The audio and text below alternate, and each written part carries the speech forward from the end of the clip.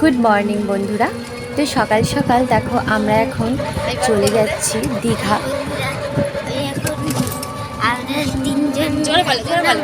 আমরা তিনজন মিলে এখন দীঘায় যাচ্ছি। আর কে যাচ্ছে বলো? আর আমার মাসিমণি মেসমোনা আসবে।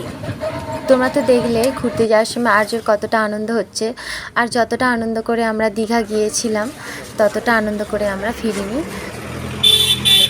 বাবা তুমি পারবে না? আর ওখানে গিয়ে কি হয়েছে না হয়েছে সবই তোমাদের সাথে শেয়ার করব।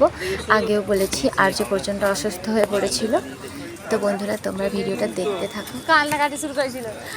আমরা এখন চলে এসেছি হাওড়া স্টেশনে। তো এখান থেকে ধরবো তাম্রলিপ্ত এক্সপ্রেস। তো সেটা আসার কথা 6:45-এ। আর আমরা তখনও জানতে পারিনি, আর ঠিক পৌঁছানোর 10 মিনিটের মধ্যেই বুঝতে পারলাম যে ট্রেনটা আমাদের 4 ঘন্টা লেট করে গেছে। তো বুঝতেই পারছো যাবার সময় প্রথমেই যদি এরকম ব্যাঘাত ঘটে তাহলে ঘোরাটা কেমন হয়। আর 4 ঘন্টা আমাদের ওখানেই বসে কাটাতে হলো, কেননা কিছু করার নেই, সময় তো কাটাতেই হবে বসে। তো আমার ব্যাগে মেহেন্দি ছিল, ভেবেছিলাম ওখানে গিয়ে একটু করে নেব। তো যেহেতু এখানে এতটা সময় বসেই আছি, তো আমি মেহেন্দিটা বার করে দিদির হাতেই মেহেন্দি করতে শুরু করে দিলাম, তারপর নিজের হাতেও করলাম। আর দেখো আর্য এখানে ঘুমিয়ে পড়েছে। আর কি করবে বলো, বাচ্চা মানুষ, ও তো বোরিং হয়ে যাচ্ছে, কিছু করার নেই। আর আমরা ওখানে কিছু ব্রেকফাস্ট করেও নিয়েছি স্টেশনে। তারপর দেখো আমরা এখন ওয়েট করছি, দিদি জামাইবাবু এসে গেছে। আর এটা আমার দিদি, আর পাশে আছেন জামাইবাবু। তো বন্ধুরা দেখো আমার হাতের মেহেন্দিটা কেমন হয়েছে। আর দিদির হাতেও করে দিয়েছি, আমি একটা হাতেই আপাতত করেছি, দুটো হাতে করিনি। আর ডান হাতেরটা আমি ট্রেনে বসে করেছি। আর দিদির দুটো হাতেও দেখো কেমন করেছি। যখন যেই ডিজাইনটা মাথায় আসে তখন সেটাই করে ফেলি, আর কিছু না। আর আর্য এতটাই মানে ক্লান্ত, আর ভোরবেলা ওঠা তো একদম 4টের সময় ওঠা, তো যার জন্য ওরও ঘুম পেয়ে গেছে, আমাদেরও ভীষণ ক্লান্ত লাগছিল। আর এই যে কপালে দেখছো এই যে সাদা ব্রোলিনের দাগ, এটা একটা কাণ্ড ঘটে গেছে। এটা সকালবেলা আসার সময় আমার মনে হয় বাধা তখনই পড়েছিল, ভীষণ জোরে কপালটা আমার ঢুকে গিয়েছিল ঘরের মধ্যেই। তো দেখো আমাদের তাম্রলিপ্ত এক্সপ্রেস তো চলে এসেছে। তাও কটায় এসেছে সেটাও তো আমাদের বলছি, প্রায় 10:30 ওভার করে গেছে। তো আমরা তো ট্রেনে উঠেও পড়েছি, আমাদের D1 ছিল কামরা। আর আমরা আমাদের সিটেও বসে পড়েছি। আর ট্রেনটা যথারীতি ছেড়েও দিয়েছে। আর দেখছো তো কত আস্তে যাচ্ছে, যেন যাওয়ার ইচ্ছা নেই। আর এই যে দেখো ঠিক 11:24-এ ট্রেনটা ছাড়লো, তাই তোমাদের টাইমিংটাও আমি দেখিয়ে দিলাম। আর ইতিমধ্যে ট্রেনের মধ্যে ঘুগনিও চলে এসেছে।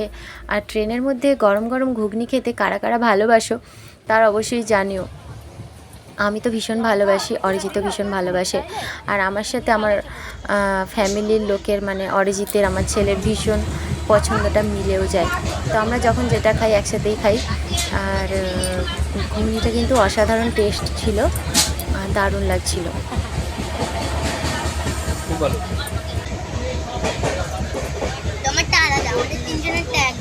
কেন আমারটা আলাদা? ও আর এই যে দেখো বৃষ্টিও শুরু হয়ে গেছে। আর বাইরের দৃশ্যটা দারুণ লাগছে, পুরো সবুজে সবুজ, ভীষণ সুন্দর লাগছে ওয়েদারটা। কিন্তু এই ওয়েদারটাই যে আমাদের কাল হয়ে দাঁড়াবে সেটাও আমরা ভাবতে পারিনি। মানে ওখানে গিয়ে থেকে শুধু বৃষ্টি আর বৃষ্টি, আর বলাটাই ভুল, আমরা বর্ষাকাল দেখেই যাচ্ছি তাই না? তো বৃষ্টি তো আমাদের মাথায় করেই ঘুরতে হবে। আর এই যে মেন শরীর খারাপের কারণ মনে হয় এটাই আমি ধারণা করছি। যে দেখো আর্য একদম ট্রেনের জানলার সামনে রীতিমতো বেশ অনেকক্ষণই ঘুমিয়েছে। আর বৃষ্টির ওয়েদার ছিল, ঠান্ডা হাওয়াটা মনে হয় তখনই লেগে গেছে। আর এই যে দেখো একবার ওই সিটে একবার এই সিটে এই করছে খালি। আর মাসিমণির গায়ে তো পা তুলে দিয়েছে একদম, আর আমার কোলে মাথা রেখে শুয়ে আছে। আর এই যে অরিজিৎ ভীষণভাবে ঘুমে মগ্ন। আর এতটা টাইম তো আমরা স্টেশনেই ভীষণভাবে বোরিং হয়ে গেছিলাম। আর ট্রেনের মধ্যে সবাই ক্লান্ত, শুধু মনে হয় আমি আর দিদিই ঘুমাইনি। আর জামাইবাবু জেগেছিল, মাঝে মাঝে জামাইবাবু একটু ঘুমানোর চেষ্টা করছিল আর কি। আসলে আমিও বা আমরাও কেউ বুঝতে পারিনি যে এইভাবে এখান থেকেই আর্যর এতটা বাড়াবাড়ি হয়ে যাবে, এতটা ঠান্ডা লেগে যাবে। আর এই যে দেখো আর্যর বাবার কীর্তিটা দেখেছো, আমার কোলে দুজনেই শুয়ে পড়েছে। আর্যর বাবা ঘুমাচ্ছে একদিকে মাথা রেখে, আর একদিকে ছেলে। আর তো দেখো যথারীতি আমরা স্টেশনে পৌঁছেও গেছি, দীঘা স্টেশন।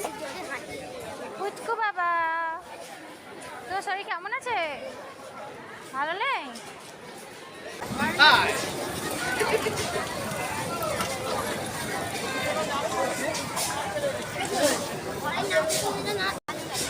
ভালো লাগে না, কিন্তু ঘরে ফিরতে তো হবে বাবা।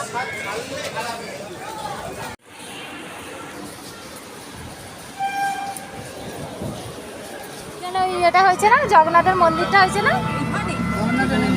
এখানে হয়েছে জগন্নাথ মন্দির। এই দেখো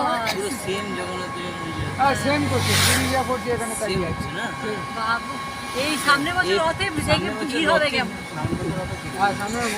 আর বন্ধুরা, তোমরা হয়তো সকলেই জানো যে দীঘাতে নতুন করে এখানে পুরীর মন্দির পুরো স্থাপন হচ্ছে, একদম অরিজিনাল পুরীর মন্দির। এখনও এখানে কাজ চলছে, পুরো কমপ্লিট হয়নি, প্রায় অনেকটা হয়ে গেছে, হয়তো আরও অনেক কাজ বাকি। তো কবে এটা দেখতে পাবো জানি না। তো নেক্সট টাইম চেষ্টা করব এসে এই মন্দিরটাকে দেখার, দর্শন করার।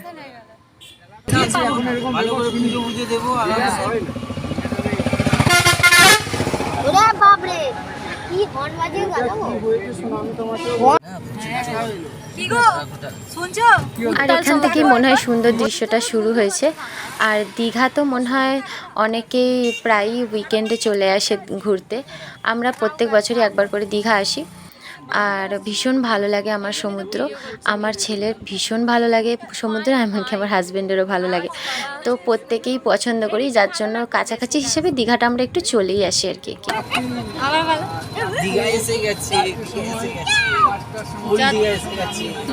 পুরনো দীঘায় চলে এসেছি আমরা।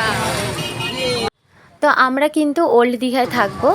আর থাকার কারণটাও বলছি, এখানটা ভীষণ নিরিবিলি আর ভীষণ ভালো। এখানে ফ্যামিলি মেম্বার যারা আছে তারা বেশি এখানে এসে থাকে।